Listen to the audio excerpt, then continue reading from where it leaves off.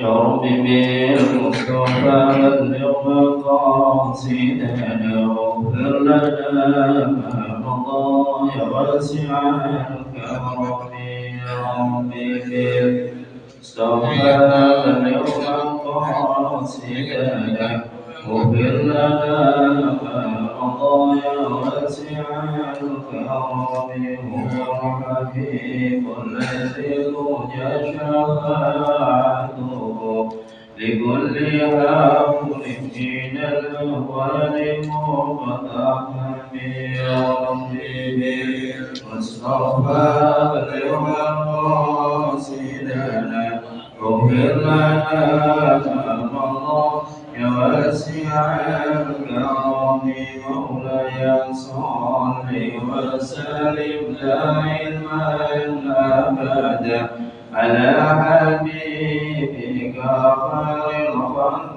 كلهم يا ربي بالمصطفى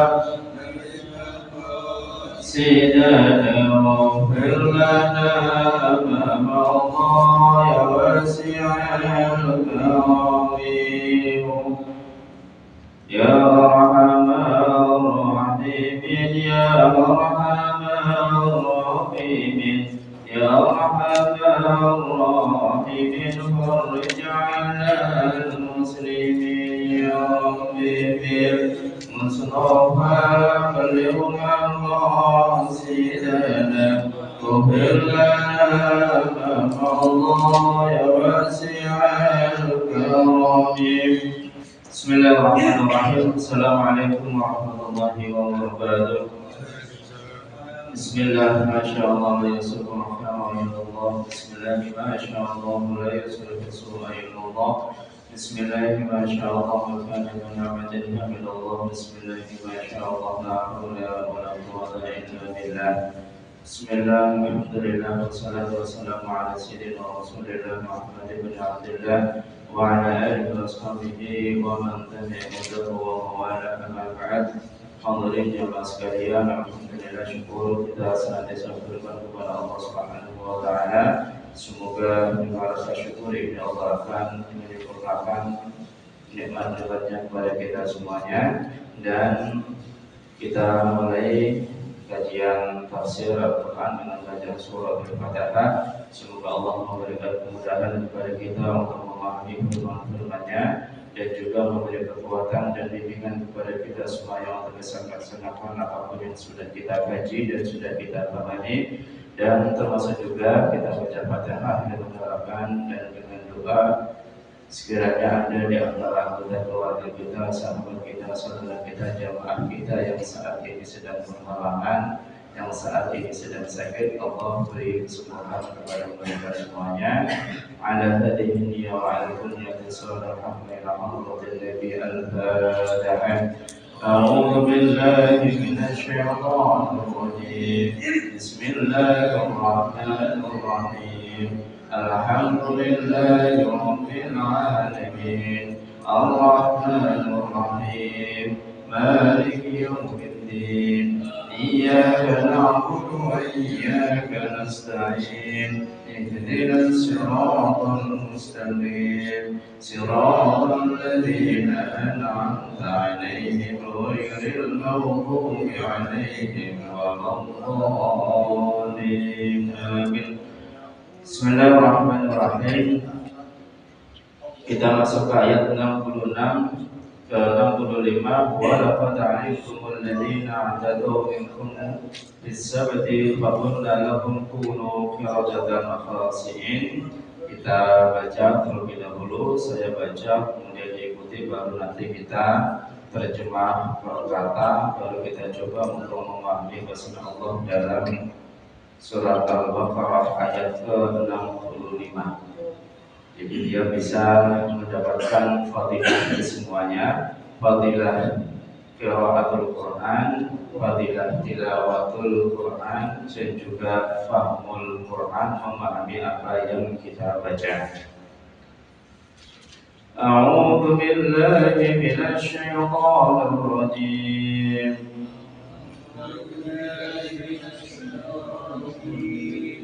Bismillahirrahmanirrahim.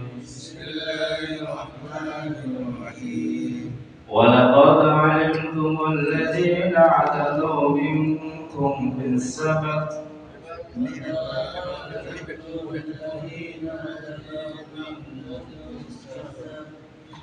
ولقد علمتم الذين اعتدوا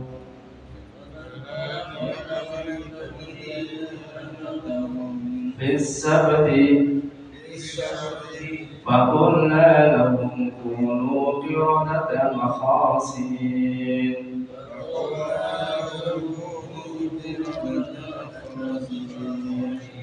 وجعلناها نكالا لما بين يديها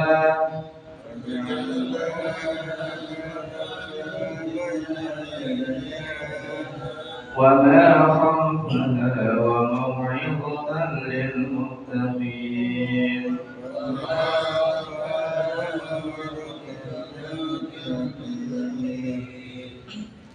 Bismillahirrahmanirrahim. Walaqad alimtum, wa dan la sesungguhnya, qad sesungguhnya. Berarti ada dua unsur kata takkid di situ, ada la sama ada qad. La sendiri itu sudah menunjukkan takkid, qad sendiri juga takkid. Artinya memang benar-benar seperti itu. Laqad khalaqnal insana fi ahsani taqwim. La sama qad. Sungguh benar-benar aku telah menciptakan manusia dalam bentuk yang paling baik. Inilah sama qad. Kalau pakai qad saja itu mungkin udah cukup waqad. Tapi Allah memulai dengan la, artinya itu memang benar-benar. Wa dan la sesungguhnya, qad sesungguhnya juga. Berarti double ya. Alimtum, alimtum dua ya. Alimtum kalian mengetahui. Alladzina orang-orang i'tadaw yang telah melampaui batas atau yang melanggar minkum sebagian dari kalian. Itu nanti disebut dengan min at-tabaidiyah, min yang menunjukkan arti sebagian. Wa minan nasi may yaqulu amanna wa hum la yu'minun. Ada sebagian di antara umat manusia yang mengatakan amanna, kami beriman, wa hum la yu'minuna, sementara mereka tidak beriman. Ini min tabaidiyah, min yang menunjukkan arti sebagian di antara mereka. Makanya muncul di situ arti sebagian. Minkum sebagian di antara kalian. Kalian ini siapa? Ini kisahnya masih berkaitan dengan Yahudi, Bani Israel. Seakan-akan ini dialog Allah kepada Bani Israel. Artinya Rasulullah melakukan komunikasi pemberitahuan kepada kaum Bani Israel yang beliau temui di kota Al-Madinah Al-Munawwarah, yang kebanyakan mereka itu dari Bani Nadir dan Bani Quraidah. Ayat Fis-sabti, fi dalam as-sabti, hari Sabtu. Jadi ini ada sejarah nanti terkait dengan hari yang dimuliakan oleh kaum Yahudi, itu hari Sabtu. Untuk kaum muslimin umatnya Rasulullah hari Jumat. Untuk Nasrani hari Minggu, Ahad. Fakulna, maka kulna dua, kul sama na. Kulna kami katakan, lahum la kepada hum mereka, kunu jadilah kalian qiradatan kera khasiina yang hina. Saya baca lagi agak cepat. Walaqad dan sesungguhnya alimtum kalian telah mengetahui alladzina orang-orang yang tadau yang telah melanggar minkum sebagian dari kalian fis sabti terkait dengan hari Sabtu faqulna lahum maka kami katakan kepada mereka kunu qiradatan khasiina hendaklah kalian menjadi kera yang hina. Faja'alnaha nakalan lima baina yadayha. Faja'alnaha fa maka ja'alnaha ja'alnaha tiga kata. Jadi kata faja'alnaha itu ada 4 unsur kata tapi tergabung menjadi satu. Fa, ja'alna sama ha. 4 ya. Tapi kelihatan hanya satu kata. Itu bahasa Arab. Fa, ja'al, na, ha. 4 unsur kata. Fa maka ja'alna kami menjadikan ha atas peristiwa itu. Berarti larinya qiradatan khasiin ketika kaum Yahudi yang melanggar ketentuan Allah kemudian berubah menjadi kera. Peristiwa itulah Allah telah menjadikannya nakalan sebagai peringatan.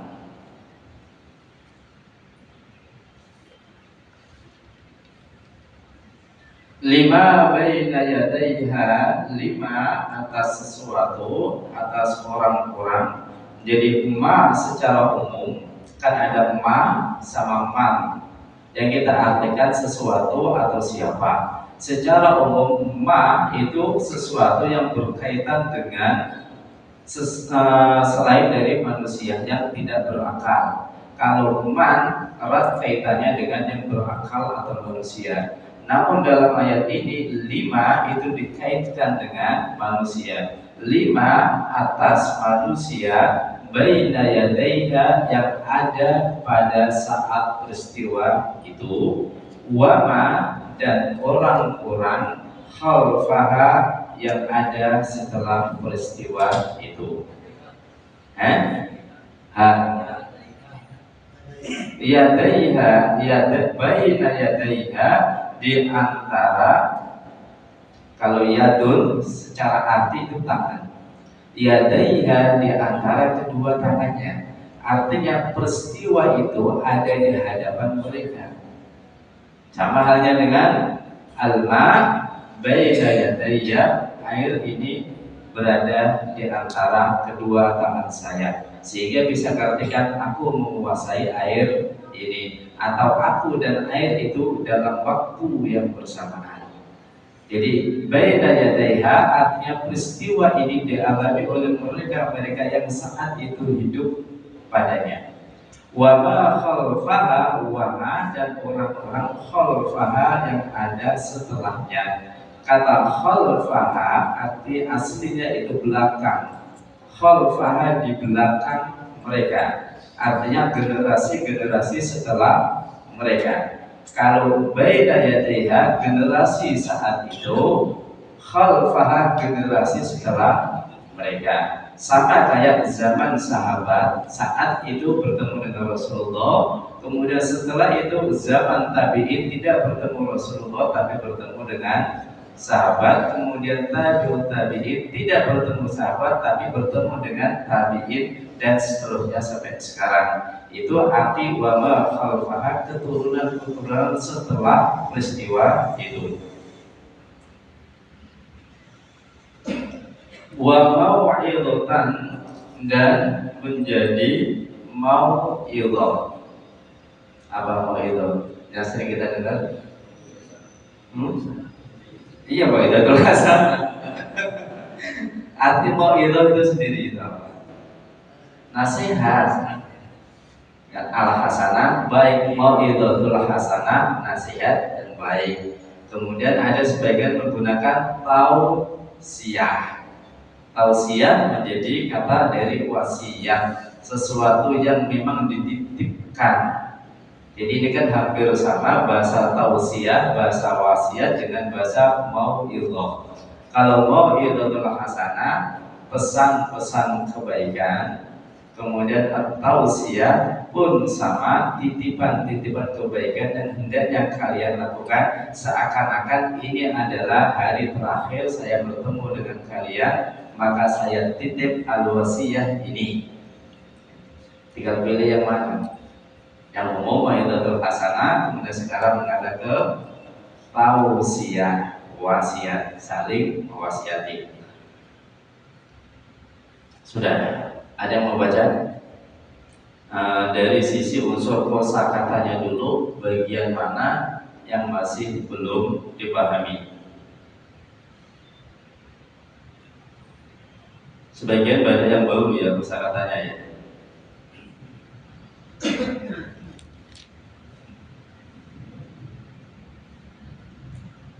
Ada yang mau baca? Ayo pahami bacaan.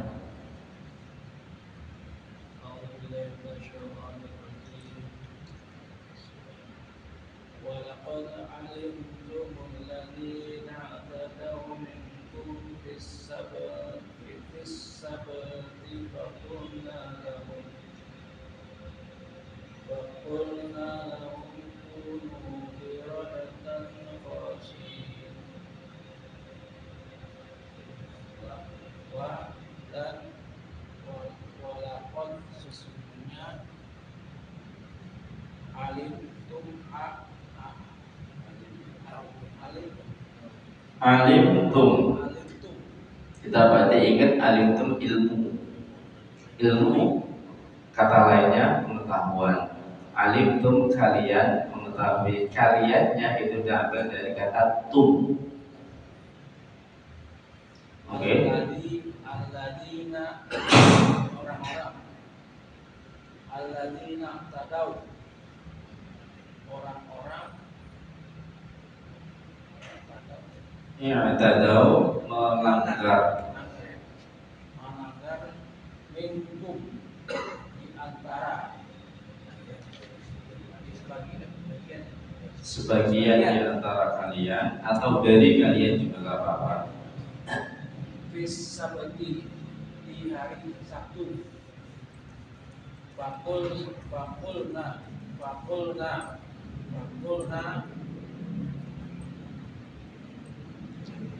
maka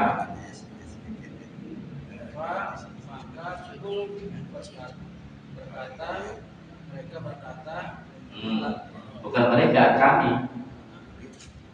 Nah itu kami kita.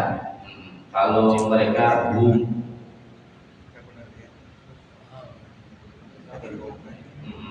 Fakulna maka kul berkata na kami, atau kami berkata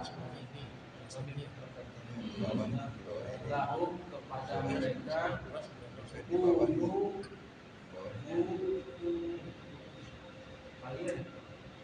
jadilah kalian kirodatan khosiin yang hina. Pada ini lanjutkan wajib kullah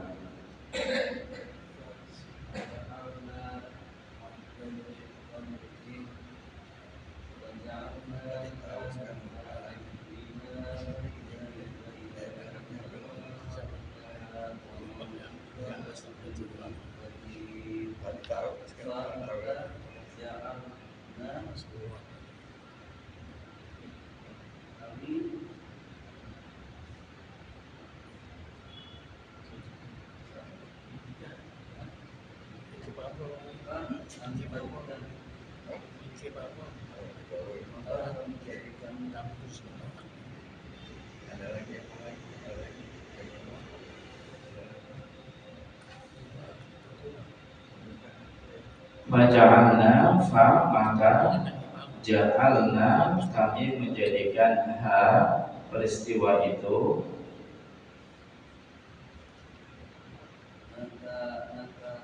atau gampangannya faja'alna kami menjadikannya, kan itu. Cuman harus paham nya ini lari kemana hubungannya. Faja'alnaha, kami menjadikannya. Nah, nya itu dari ha. Kemudian nya itu terhubung dengan peristiwa menjadi kra.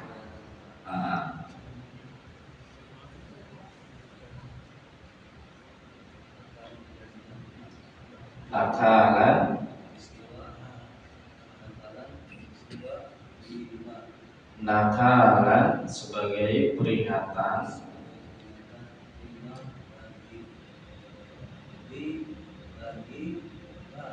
lima bagi orang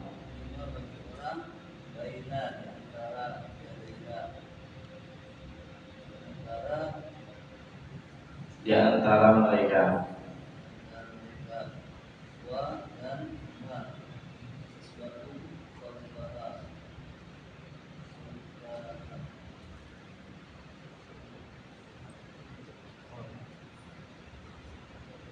Khalfah di belakang mereka atau keturunan mereka.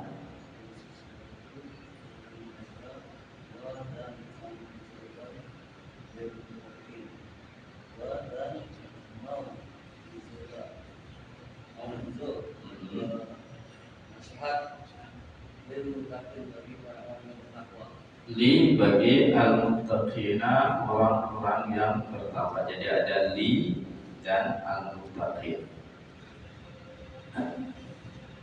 Bismillahirrahmanirrahim. Sampai ayat ke-66.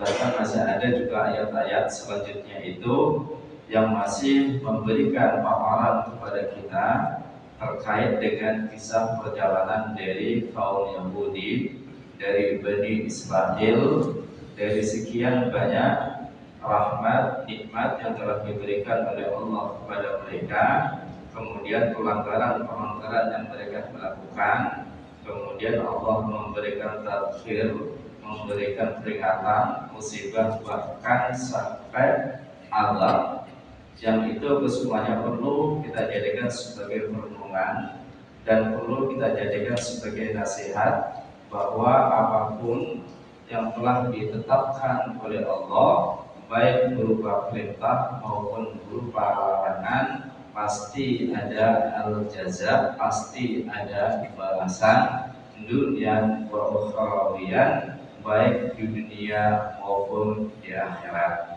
Kita sebagai seorang mukmin yang kemarin sudah kita bahas tentang man amana billahi wal yawmil akhir, bahwa apapun kebaikan yang kita lakukan itu semata-mata tidak hanya sebatas akan dibalas oleh Allah di dunia, tapi kelak nanti di akhirat pun akan diberi balasan terbaik oleh Allah dengan dimasukkannya kita ke dalam surganya Allah. Sementara mereka yang non-muslim, mereka tidak beriman kepada Allah, mereka tidak meyakini adanya kehidupan di hari akhirat sesuai dengan apa yang telah dijelaskan oleh Allah, kebaikan mereka tetap akan dibalas oleh Allah di dunia karena Allah memiliki sifat Rahman. Namun di akhirat kelak mereka tidak bisa menuntut kepada Allah karena balasan itu telah diberikan oleh Allah selama di dunia. Sementara syarat untuk mendapatkan balasan terbaik di sisi Allah kelak di akhirat nanti harus amana billahi wal yaumil akhir, beriman kepada Allah dan kehidupan di akhirat kelak. Artinya tertanam nilai keimanan dan menjadi bagian dari umatnya Rasulullah Shallallahu Alaihi Wasallam. Itu yang kemarin. Kemudian walaqad alimtum, dan sungguh kalian telah mengetahui. Ada dua bahasa yang berbeda di situ. Ada kata alima ya'lamu, ada kata arafa ya'rifu. Kita mungkin mendengar kalimat atau kata makrifat, itu diambil dari unsur kata arafah.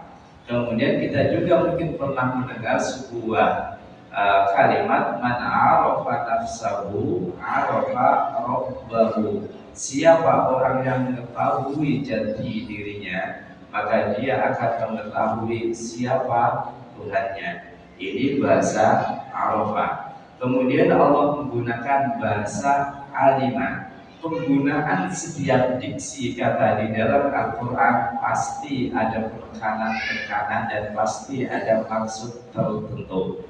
Kemudian dari kata diksi pilihan Allah dengan alim sama araf, dalam konteks kebahasaan berarti kita mengacu kepada ahlul lugha, mengacu kepada orang yang memang khusus di bidang kebahasaan.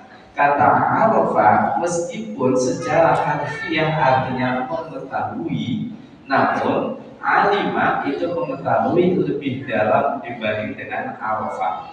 Sebagai contoh misalnya, araftu Zaidan, kemudian yang kedua alimtu Zaidan. Saya mengetahui Zaid. Sama bahasanya, terjemahannya mengetahui. Bedanya kalau araftu Zaidan, saya mengetahui Zaid hanya sebatas dia orang yang bernama Zaid, selesai. Kalau alimtu Zaidan, saya mengetahui Zaid tidak hanya sebatas mengetahui sosok orangnya, namanya, tapi sikap, tingkah lakunya, karakternya pun saya mengenalnya. Lebih dalam mana? Alimah. Makanya bahasa di sini Allah menggunakan walaqad alimtum, dan sungguh kalian telah mengetahui dan memahami benar-benar sikap dan perilaku orang-orang terdahulu yang telah melanggar ketentuan Allah terkait dengan hari Sabat. Berarti dia tidak hanya sebatas mengetahui cerita semata, tapi tahu persis sikap tingkah laku mereka. Ini bahasa alimah. Sudah ya, perbedaan antara alimah sama arafah. Itu diksi dalam Al-Quran itu indah sekali kan. Alimah sama arafah. Sungguh kalian telah benar-benar mengetahui sepak terjang, sikap, perilaku, karakter orang-orang terdahulu dari kalangan Bani Israel, terutama mereka-mereka yang telah melakukan pelanggaran, yang telah melampaui batas dalam menentang kepada Allah Subhanahu wa Ta'ala, dan ini dikaitkan khusus pada Yaum Sabat, hari Sabtu. Sebelumnya kan banyak, dan ini dikaitkan dengan hari Sabat. Hari Sabat itu adalah Sabat sendiri, maknanya itu adalah tabat, berhenti, al-qat'u, terputus. Artinya pada hari Sabtu tidak ada aktivitas keduniawian. Hari khusus untuk melakukan ibadah kepada Allah Rabbul Jalil. Atau mungkin saat sekarang bisa kita gambarkan hari Sabtu itu kayak hari nyepi. Tidak boleh ada aktivitas, yang ada hanya beribadah kepada Allah.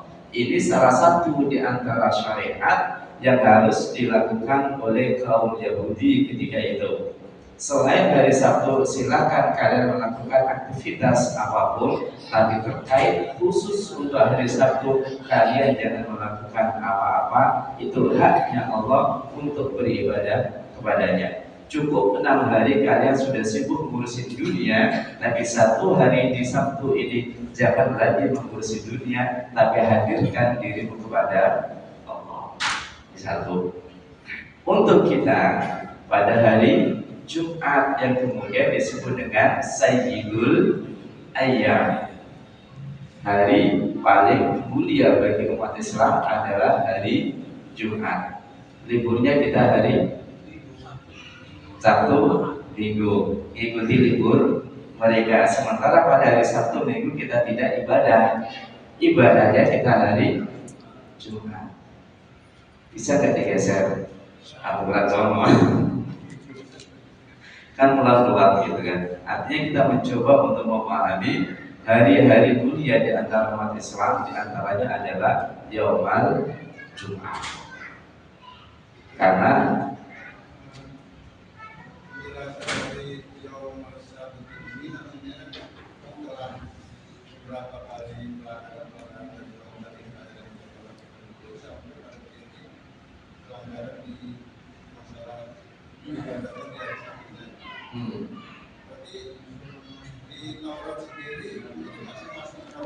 Ya, masih dalam ajaran kaum Yahudi.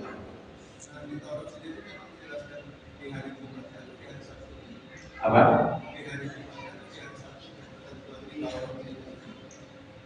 Ini masuk pada ajaran Kitabut Taurat, Kitabul Injil juga ada. Karena di dalam Kitabul Injil ada uraian penjelasan terkait dengan Bani Israel dan umat Nabiullah Musa sama Isa sama-sama Bani Israel. Kemudian untuk yang hari Jumat,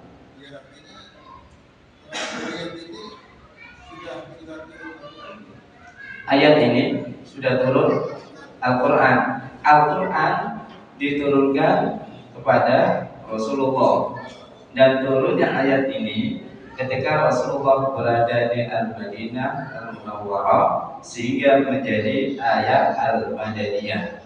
Kemudian ayat ini turun pun karena di kota Al-Madinah Al-Munawwarah itu masih banyak dari penganut Ahlul Kitab, di antaranya adalah Bani Quraidah dan Bani Nadir. Nah, itu dulu. Nah, di antara mereka pun ada yang bertanya kepada Rasulullah. Ketika salah satu di antara penganut Ahlul Kitab ini datang kepada Rasulullah, kemudian dia bertanya, wahai Rasulullah, beritahu kepada kami ajaran-ajaran yang telah diberikan oleh Allah kepada kami. Kemudian Rasulullah menjelaskan ada 11 ajaran yang harus kalian pegang teguh. Dari 11 itu entah itu zina, riba, tidak boleh lari dari peperangan dan seterusnya. Dan ingatlah di antara kalian itu ada yang melanggar aturan di hari Sabtu. Artinya masuk ke sini. Dan dari situlah kemudian banyak di antara mereka yang akhirnya masuk ke dalam agama Islam. Artinya Rasulullah tahu betul apa yang terjadi pada kitab Taurat dan kitab Injil yang kemudian diterangkan oleh Allah di dalam Al-Quran sebagai bentuk nakalan lima baina yadayha wa mau'idhah, sebagai bentuk peringatan dan juga nasihat lil muttaqin. Sebelum ada pelanggaran di hari Sabtu ini, orang menjadi menjelaskan bahwa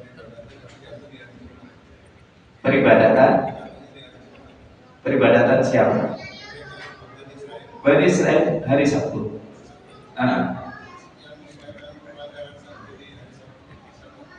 Pelanggaran di hari Sabtu. Loh, pada hari Sabtu pelanggarannya itu di mana? Sampai keluar kunuki rodatan khosiin. Tinggal bentuk pelanggarannya itu apa. Nah seperti itu ya kan baru mau diuraikan. Karena ternyata di hari Sabtu itulah banyak sekali dunia-dunia itu yang menggoda mereka. Akhirnya muncul alfilah rekayasa. Dan secara ini udah Isya sementara yang kita ada ini. Dan secara umum di antara Sabtu itu sendiri adalah khusus untuk beribadah kepada Allah. Tapi di sisi lain mereka itu banyak aktivitasnya itu sebagai nelayan. Oke, pada saat mereka menjadi nelayan semuanya dalam keadaan sepi, ikannya standar, tidak ada. Namun pada saat hari Sabtu ini ikannya muncul semuanya, bahkan sampai airnya pun seakan-akan gak kelihatan saking banyaknya. Ini mulai muncul. Dari situlah kemudian mereka melakukan filah rekayasa. Kita dilarang hari Sabtunya. Makanya di hari Jumat sorenya muncul sebuah ide gimana caranya ikan ini bisa kita ambil dengan tanpa melanggar ketentuan di hari Sabtu. Oke, Jumat sorenya mereka banyak yang memasang jaring, ada yang mengalirkan ke rumahnya, ada yang membuat danau. Sehingga sekian banyak ikan itu pada akhirnya masuk ke rumahnya, masuk ke jaring, masuk ke danau. Sehingga pada saat masuk hari Jumat, masuk hari Minggu pagi, semuanya sudah dipanen. Ini satu bentuk pelanggarannya. Kalau dibilang melanggar, ya enggak, kan hari Sabtu, sementara melakukan hari Jumat. Kan ini bagian dari khilah, rekayasa untuk mendapatkan itu. Dan pada waktu itulah ternyata dari peristiwa itu ekonomi berjalan bagus, mereka sejahtera semuanya. Dari tingkat kesejahteraan yang semakin tinggi, kemudian sedikit demi sedikit mereka lupa dengan Sabtunya itu, sampai Sabtunya pun bekerja. Gitu. Kalau kita ada bahasa khilah dalam fikih itu la khilata fil Islam, tidak ada rekayasa dalam hukum Islam. Contoh misalnya, di sana ada pernikahan dan juga ada perceraian. Kemudian salah satu di antara perceraian sendiri itu ada yang cerai 1, 2, 3. Syarat untuk nikah bagi orang yang sudah cerai 3 adalah yang sudah diceraikan menikah lagi dengan orang lain dan sudah berhubungan badan. Itu kan syarat. Dan kemudian misalnya ada fulan sama fulana, dia menikah, kemudian tanpa mungkin lagi emosi langsung mengatakan ente 2 talak 3 selesai langsung. Kalau hanya sebatas ente aku talak, berarti masuk 1. Tapi kalau muncul bahasa 3, berarti sudah masuk talak 3. Oke. Kemudian tapi tetap senang. Gimana caranya saya supaya bisa kembali lagi sama dia? Gimana caranya fulan ini bisa kembali sama fulana? Akhirnya dia minta kepada temannya, inti nikahin istri 2 ya, mantan istri 2, dan lakukan hubungan badan sekali 2 aja, jangan lama-lama. Lalu setelah itu cerai, ya kan? Otomatis ini dilakukan untuk apa? Memenuhi prasyarat untuk nikah lagi. Makanya disebut dengan istilah nikah tahlil. Dan nikah semacam ini kan bagian dari rekayasa, bagian dari khilah yang tidak diperbolehkan. Udah dibilang nggak boleh, masih boleh. Baksa aja gitu kan. Jadi kalau dia mau menceraikan, kalau nggak mau, bunuh-bunuhan kan. Nah, ini pun kondisinya yang terjadi pada Bani Israel ketika itu Yaum Sabat Ilaman, kemudian Yaum Jumat dia berupaya untuk mengumpulkan ikan-ikan itu. Sore harinya Sabtu mereka sudah mendapatkan ikan, dan ikannya sudah masuk ke dalam rumahnya, ikannya sudah masuk ke dalam danau, ikannya sudah masuk ke dalam jebakan-jebakan yang sudah mereka buat. Saat itu memang tidak melakukan, kalau mengakui mengaduk rekayasa yang diperbolehkan. Kan ada asumsi-asumsi seperti itu. Cuma lama-kelamaan akhirnya terjadi juga. Sabtunya pun mereka melakukan aktivitas jual beli. Dan saat hari Sabtu itulah jual beli yang paling banyak, menjadi pasar. Terjadilah di situ transaksi dan seterusnya, sehingga ada sebagian di antara mereka yang melihat kondisi itu dan juga menyampaikan kepada mereka bahwa ini terlarang. Ada sebagian yang melihat kondisi itu tidak melakukan apa-apa, namun dia tidak mampu untuk berbicara atau memberi nasihat. Dan sebagian lagi justru malah sebaliknya menawarkan semua yang dia dapatkan pada hari Sabtu itu. Nah, ini kan satu kesalahan, dosa yang dilakukan secara beruntun dan seakan-akan itu menjadi hal yang biasa. Ya kan gitu. Sama kalau ada undang-undang kumpul ini kan biasa. Ya kan, mulai colek-colekan dan seterusnya sampai pada titik berapa banyak yang sekarang siswa-siswa kita yang sudah tidak merawat lagi. Kalau kita mengikuti data yang ada kan sudah sangat tinggi. Dari hal yang sederhana, cukup jalan-jalan, seakan-akan itu sesuatu yang biasa. Cukup chattingan di WA, di Facebook dan seterusnya, padahal itu sangat berbahaya. Dan sama halnya pada saat perempuan istri kita bekerja, mereka akan lebih banyak bertemu dengan rekan kerjanya, rekan kerja laki. Nanti makan sore, makan siang bareng, kemudian ngobrol bareng, akhirnya cerita bareng. Kok lebih nyaman sama lu ya dibanding dengan suami? Mulai di sini, ya kan? dikit kan mulai sehari 2 hari lembur, besoknya lagi lembur, kok lembur akhirnya tiap hari. Terjadilah sesuatu di situ, artinya yang salah dianggap biasa, akhirnya terjebak pada sesuatu yang lebih besar daripada itu. Nah kemudian nanti kulu kirodatan akhlasiin, jadilah kalian kera.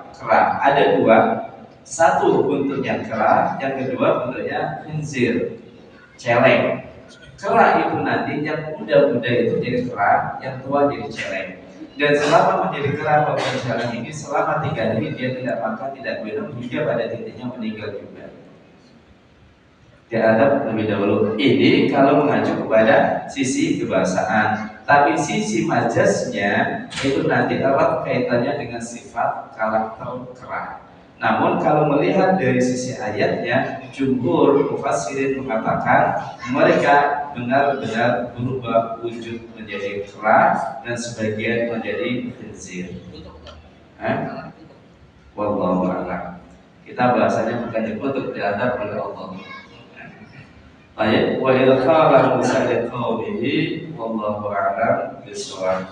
Allahumma rahmna bil Qur'an waj'alhu lana imaman wa nuran wa hudan wa rahmah. Allahumma dhakkirna minhu ma nusina wa 'allimna minhu ma jahilna warzuqna tilawatahu ana al-layli wa adhana waj'alhu lana hujjatan ya rabbal alamin. Subhanallahumma wa bihamdika asyhadu an la ilaha illa anta astaghfiruka wa atubu ilaik. Wassalamualaikum warahmatullahi wabarakatuh.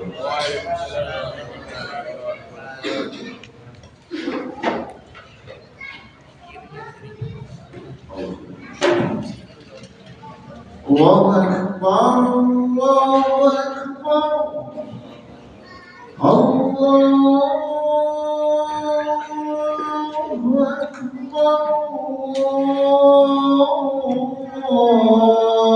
Nanti di save terus di upload di kanalnya